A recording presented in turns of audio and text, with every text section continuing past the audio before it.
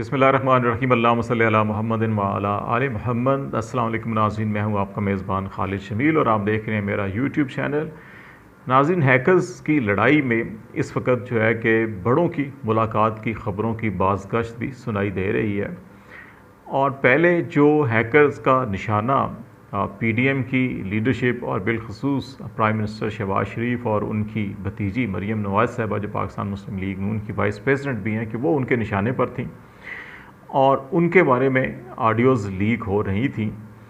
अब हैकर्स का एक नया ग्रुप क्रिएट हुआ है और उस डार्क वेब के अंदर एक नया हैकर जो है वो इन हुआ है। उसने अकाउंट अपना क्रिएट किया और अब उसके निशाने पे पाकिस्तान तहरीक इंसाफ और इमरान खान जो हैं वो उनके निशाने पर हैं और उन्होंने ये दावा किया है कि उनके पास जो है कि इमरान खान की कुछ और उनकी जो सीनियर लीडरशिप है, जुल्फ़ी बुखारी का नाम भी उसमें लिखा हुआ है उन्होंने, कि जी उनकी ऑडियो वीडियोज़ हैं और बाज़ ऐसी वीडियोज़ हैं कि जो देखी नहीं जा सकती। तो ये उन्होंने क्लेम किया, उन्होंने कहा जी कि स्टे ट्यून, हम बहुत जल्द इनको भी पब्लिक करेंगे। और ये जो हाथियों की लड़ाई इस वक्त चल रही है इस्लामाबाद के अंदर भी, इक़्तिदार के ऐवानों पर जो असर और रसूख बढ़ाने के लिए या काबिज़ होने के लिए या उसको काबू करने के लिए, ये लड़ाई डार्क वेब के ऊपर भी अब नज़र आ रही है कि वहाँ पर भी दो ग्रुप जो है वो नज़र आ रहे हैं कि एक का निशाना जो है कि वो ये रजीम चेंज के जितने भी करैक्टर्स हैं, एलिमेंट्स हैं, वो उनको कह रहे हैं जी कि हम जुम्मे के रोज़ जो है कि वो इसकी शहबाज शरीफ साहब, मरीम साहिबा की और दीगर इनकी जो गुफ्तगू है आला हुकाम के साथ, आला फ़ौजी हुकाम के साथ, इंटेलिजेंस हुकाम के साथ और अपनी फैमिलीज़ रिलेटेड जो उनकी ऑडियोज़ हैं वो, और फिर मिलिट्री सरबराहान के साथ, अदलिया के सर्विंग जो हैं कि वो अब वो जज हैं या ऑफिसर्स हैं उनके साथ और डिप्लोमेट्स के साथ जो है कि सारी की सारी जो है कि हम 100 की 100 फाइल जो है वो पब्लिक कर देंगे। तो दूसरी तरफ जो है कि वो इमरान खान और उनके बारे में बात की जा रही है। तो लगता यह है कि जो असाब की जंग इस वक्त इक़्तिदार के ऐवानों में चल रही है, वो जंग अब जो है वो डार्क वेब पे शिफ्ट हुई है और अब जो ऑडियो और वीडियोज़ के ज़रिए एक दूसरे को ब्लैकमेल किया जा रहा है। और बदकिस्मती से ये वही चीज़ें हैं जिनकी निशानदेही जो है मरीम नवाज़ साहबा अपनी प्रेस कॉन्फ्रेंसेस के अंदर पब्लिकली अपने चचा के पहलू में बैठ कर रही थी कि हमारे पास ऐसी ऑडियो वीडियोज़ हैं कि जिनको हम पब्लिक कर दें। और वो जजेस के बारे में भी, इस्टेब्लिशमेंट के बारे में भी और सिटिंग बहुत से लोगों के बारे में कह रही थी कि हमारी जो है कि हमारे पास हैं। तो लगता यही है कि वो जो ये सारी फैक्ट्रियाँ खुली हुई थी, सियासतदानों ने भी खोली हुई थी, हमारी बदकिस्मती से इंटेलिजेंस एजेंसीज़ ने भी खोली हुई थी।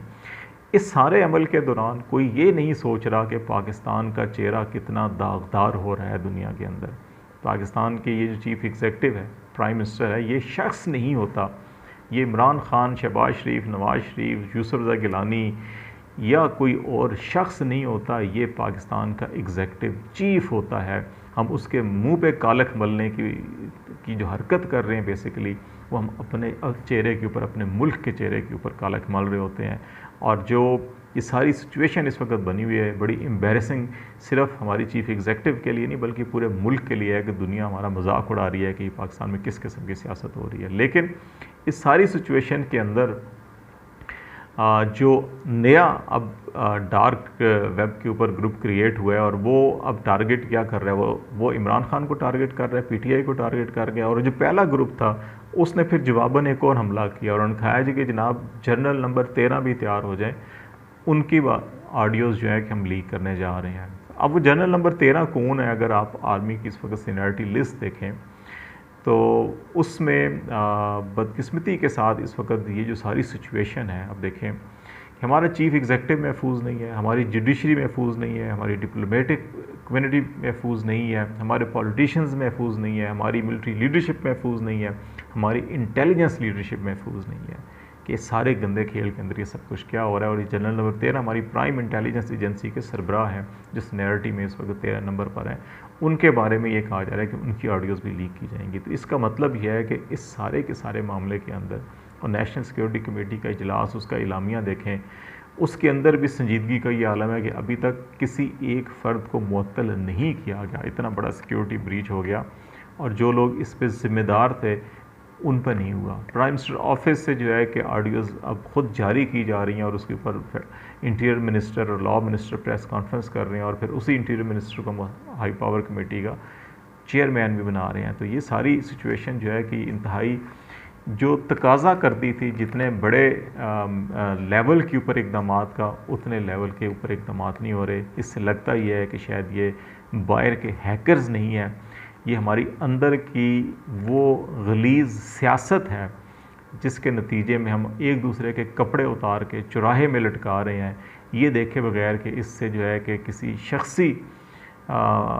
इनफरादी फ़र्द का तशख़्ख़ुस ख़राब नहीं हो रहा, इससे कौम, मुल्क, रियासत और इदारों का तशख़्ख़ुस तबाह बर्बाद हो रहा है। लेकिन हमें कोई इससे गर्ज़ नहीं है। हम बदकिस्मती से अपनी दायरा कार के अंदर रहकर अपनी चौधराहट कायम करने के लिए सब कुछ कर रहे हैं।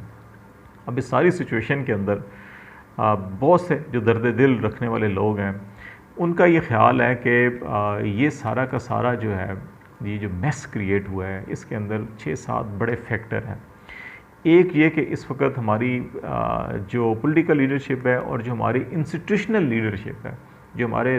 गवर्नमेंट के इंस्टीट्यूशन हैं, रियासत के इंस्टीट्यूशन हैं, उनके अंदर प्रोफेशनल कैपेबिलिटीज़ की, प्रोफेशनलिज्म की कमी है। वो अपनी पेशा वराना खिदमात की बजाय वो शख्सी खिदमात के ऊपर फोकस कर रहे हैं। और ये जो है कि मैं किसी आम फर्द की नहीं,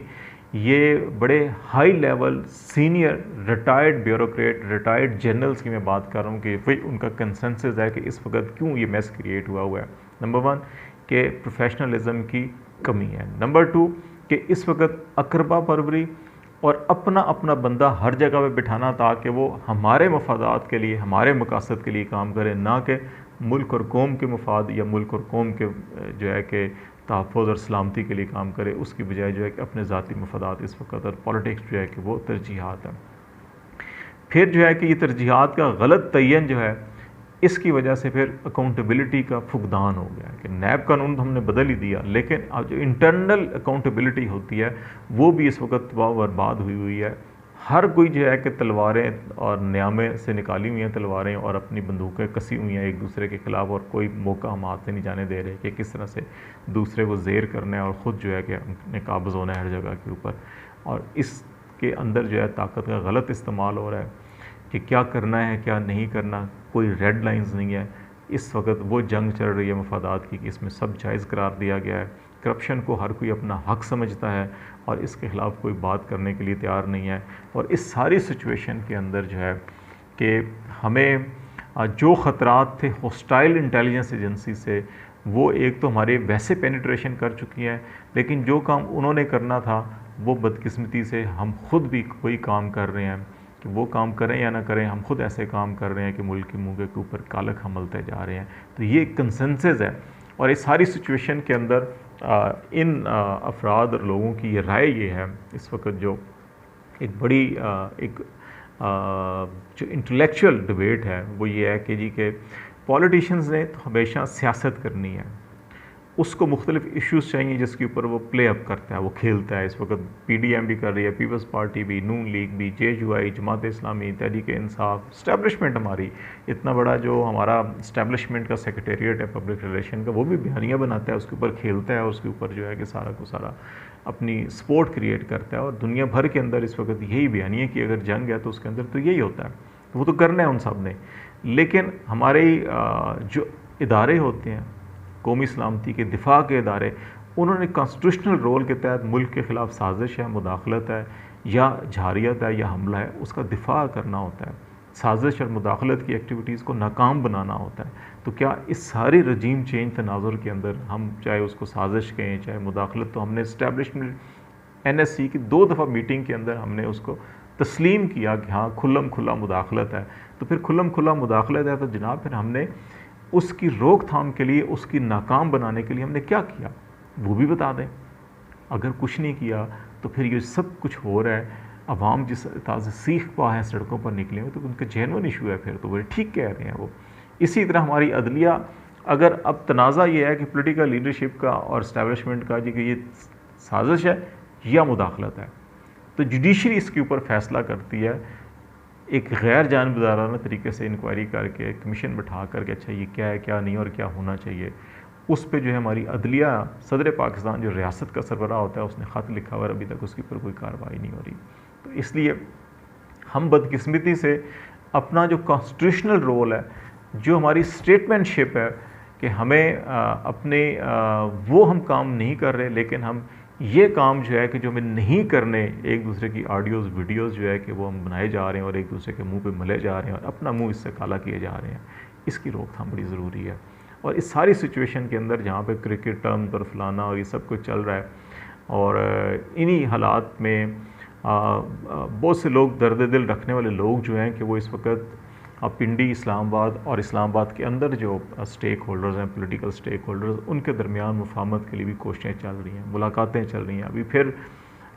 इस किस्म की इन्फॉर्मेशन आई हैं कि अभी पिछले 1-2 दिनों के अंदर जब से ये लीक का सिलसिला चला है कि फिर बड़ों की जो है कि डायरेक्ट इनडायरेक्ट जो है कि कुछ इंटरेक्शंस हुए हैं जिसके अंदर कोई राह निकालने की कोशिश की जा रही है। हुकूमत के ऊपर भी दबाव डाला जा रहा है कि वो इलेक्शन की तरफ चले। इमरान खान के ऊपर दबाव डाला जा रहा है कि वो हाथ हल्का रखें और एग्रेसिव ना हो,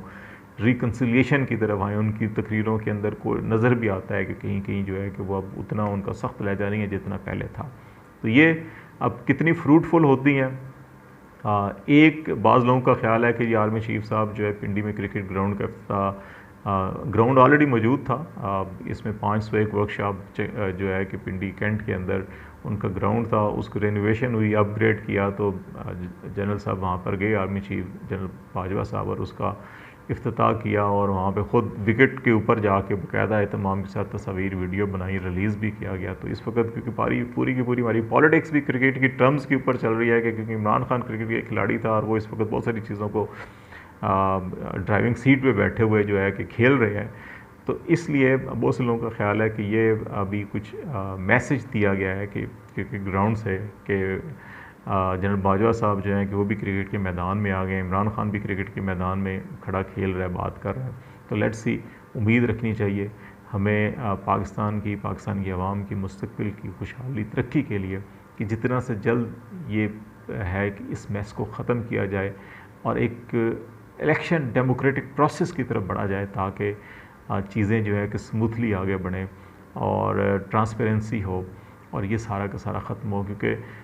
हम ये सब कुछ करके शायद हम एक दूसरे को तो नीचा ना दिखा सकें, लेकिन शायद हम खुद इतने नीचे गिर जाएंगे कि हम शायद दुनिया के सामने क्या अपने ज़मीर के सामने भी सर ना उठा सके। तो उस दिन से हमें गुरेज़ करना चाहिए। फ़िलहाल इतना ही। खालिद जमील को इजाज़त दीजिए। अल्लाह हाफ़िज़।